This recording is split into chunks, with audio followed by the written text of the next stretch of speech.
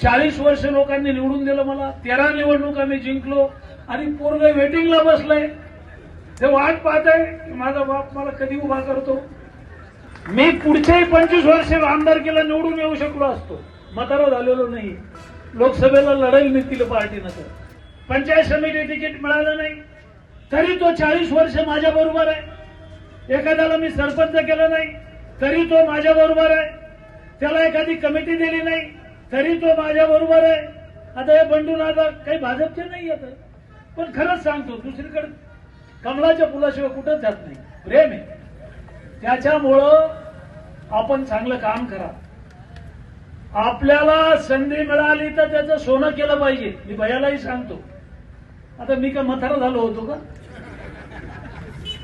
निवडणूक लढवायची नाही, विधानसभा लढायची नाही. काल भुजबळ साहेबांची भेट झाली. त्यांनी मला एक दिवशी विचारलं, त्या दिवशी अधिवेशनात, की अरे तुम्ही काय वेड्यासारखं केलं, तुम्ही का सांगितलं की मला उभं राहायचं नाही. म्हणलं भुजबळ साहेब 40 वर्ष लोकांनी निवडून दिलं मला, 13 निवडणुका मी जिंकलो आणि पोरग वेटिंगला बसलंय. ते वाट पाहत आहे माझा बाप मला कधी उभा करतो. म्हणजे आमचे गणपतराव देशमुख 55 वर्ष आमदार राहिले. 55 वर्ष एसटीनं फिरत होते. माझ्या जीवनात मी 1100 मुलींचं कन्यादान लग्न केलं. मणी, मंगळसूत्र, बूट, चप्पल, गादी, पलंग. परतूर शहरात 300 गावचे कार्यकर्ते होते. कधी बहिणीच्या लग्नात काम केलं नसेल, कधी भावाच्या लग्नात काम केलं नसेल, कधी मुलीच्या लग्नात काम केलं नसेल, पण त्यांनी या लग्न सोहळ्यामध्ये जीव ओतून लोकांची सेवा केली. 1100 मुलींचे जे लग्न झाले ते एकाही मुलीनं नवऱ्याला सोडलं नाही, एकाही मुलानं बायकोला सोडलं नाही.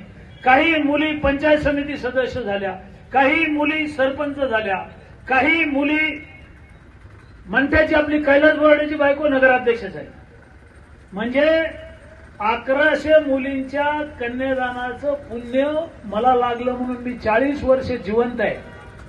म्हणजे जिवंत म्हणजे राजकारणात जिवंत आहे, पडत नाही निवडणुकीमध्ये.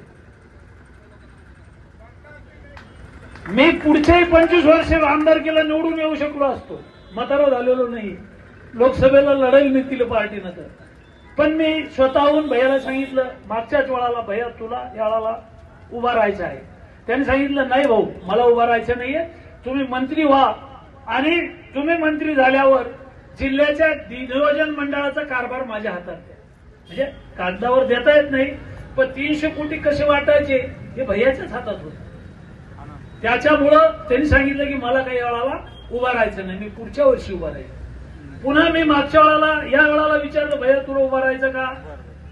ते म्हणे हो मला काही लोक फोन करतायत, आपल्या जिल्ह्यातले करतायत, पक्षाचे करतायत, त्याला तुम्हाला घरी बसवायचंय, त्यांचं माझ्यावर प्रेम नाहीये, पण तुम्हाला घरी बसवायसाठी मला म्हणतायत उभा राहा, पण मला एवढ्या वेळाला राहायचं नाही.